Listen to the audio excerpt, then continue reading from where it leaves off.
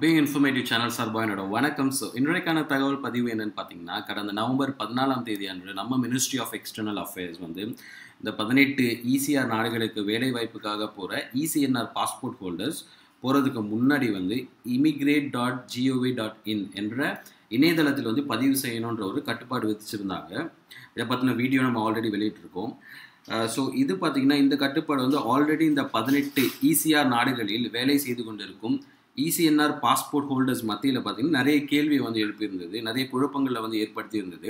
So அதற்கான விளக்கங்களையும் பார்த்திங்கன்னா ஒரு FAQ டாக்குமெண்ட் மூலமாக அதே இணையதளத்தில், அதாவது immigrate.gov.in என்ற இணையதளத்தில் பதிவேற்றி இருந்தாங்க. அந்த தகவல்களையும் வந்து நம்ம வந்து ரொம்ப டீட்டெயிலாக வந்து ஒரு வீடியோவாக போட்டிருந்தோம் நம்ம சேனலில். அந்த லிங்க்லாம் வந்து நான் டிஸ்கிரிப்ஷனில் கொடுத்துருக்கேன், தேவைப்பட்டதுன்னா நீங்கள் போய் பாருங்கள். பட் இப்போ என்ன தகவல்னு பார்த்தீங்கன்னா, தற்போது மறுபடியும் வந்து ஒரு அறிவிப்பை வந்து வெளியிட்டு இருக்காங்க.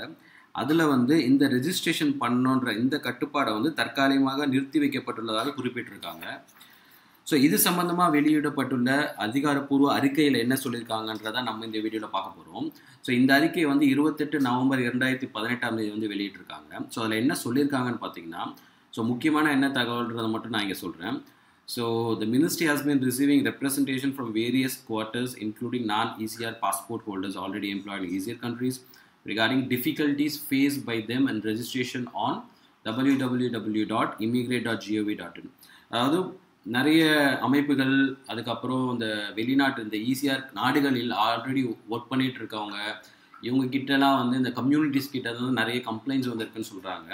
அதாவது வந்து நிறைய டிஃபிகல்ட்டிஸ் இருக்குது இந்த இணையதளத்தில் பதிவு செய்கிறதுல அப்படின்னு சொல்லிட்டு. குறிப்பிட்டு சொல்லணும்னு பார்த்தீங்கன்னா, இந்த இணையதளம் வந்து கடந்த சில நாட்களில் வந்து ஆக்சஸ் பண்ண முடியல சரியா. ஏன்னா வந்து ப்ராபப்ளி நிறைய பேர் ஒரே நேரத்தில் ஆக்சஸ் பண்ணுறதால கூட இருக்கலாம். அது மட்டும் இல்லை பார்த்தீங்கன்னா, இந்த இணையதளத்தில் வந்து ரெஜிஸ்டர் பண்ணுறதுக்கு ஒரு இந்தியன் மொபைல் நம்பர் இருந்தால் தான் வந்து பண்ண முடியும். ஏன்னா நீங்கள் ரெஜிஸ்டர் பண்ணுறதுக்கு வந்து OTP தேவைப்படும். ஸோ அது வந்து நிறைய பேர் ஆல்ரெடி ஒர்க் பண்ணிகிட்டு இருக்காங்க இந்த நாடுகளில் வந்து, அவங்கக்கிட்ட இந்தியன் நம்பர்ஸ் இருக்காது. ஸோ இந்த மாதிரி நிறைய குழப்பங்கள், ஒரு கேள்விகள்லாம் இருந்தது. ஸோ அதை தான் வந்து அவங்க டிஃபிகல்ட்டிஸ் நீங்கள் குறிப்பிட்டிருக்காங்கன்னு நான் நம்புகிறேன்.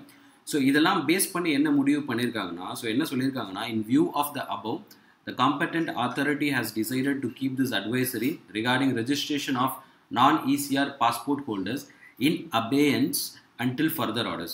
ஸோ இதெல்லாம் கருத்தில் கொண்டு இந்த கட்டுப்பாடு, அதாவது இந்த non-ECR பாஸ்போர்ட் ஹோல்டர் ரெஜிஸ்டர் பண்ணணுன்ற கட்டுப்பாட்டை வந்து தற்காலிகமாக நிறுத்தி வச்சுருக்காங்க. அதுதான் வந்து abeyance until further orders இருக்காங்க. ஸோ அடுத்த அறிவிப்பு வரும் வரை வந்து இது தற்காலிகமாக நிறுத்தி வைக்கப்பட்டுள்ளது. பட் ஒரு முக்கியமான விஷயத்தை இங்கே சொல்கிறாங்க. அது என்னென்னு பார்த்தீங்கன்னா, however, if any such immigrant wants to register voluntarily as earlier, he or she can do so. அதாவது if in case வந்து voluntary basis, இது வந்து கட்டாயம் கிடையாது. பட் இன்கேஸ் வந்து இந்த மாதிரி வெளிநாட்டுக்கு வேலை வாய்ப்பாக போகிறவங்க, இல்லை ஆல்ரெடி வேலை செய்கிறவங்க இந்தியாவுக்கு வெக்கேஷன் வந்து திரும்ப போகும்போது ரெஜிஸ்டர் பண்ணணும்னு விருப்பப்பட்டாங்கன்னா கண்டிப்பாக அவங்க பண்ணலாம் அப்படின்னு சொல்லியிருக்காங்க.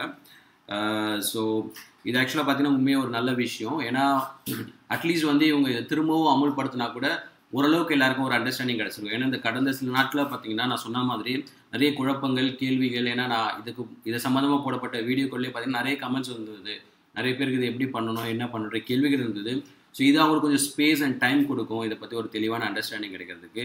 ஸோ இது உண்மையிலேயே ஒரு நல்ல விஷயம் தான் நான் சொல்லுவேன். ஸோ ஐ ஹோப் இந்த தகவல்கள் உங்களுக்கு பயனுள்ளதாக இருந்திருக்கும் நான் நம்புகிறேன். இந்த மாதிரியான முக்கிய தகவல்கள் தெளிவாக உங்களுக்கு உடனுக்குடன் கிடைக்க நம்ம சேனலுக்கு சப்ஸ்கிரைப் பண்ணுங்கள். வேறொரு தகவலுடன் வேறொரு வீடியோவில் உங்களை சந்திக்கிறேன். பார்த்தமைக்கு நன்றி, வணக்கம்.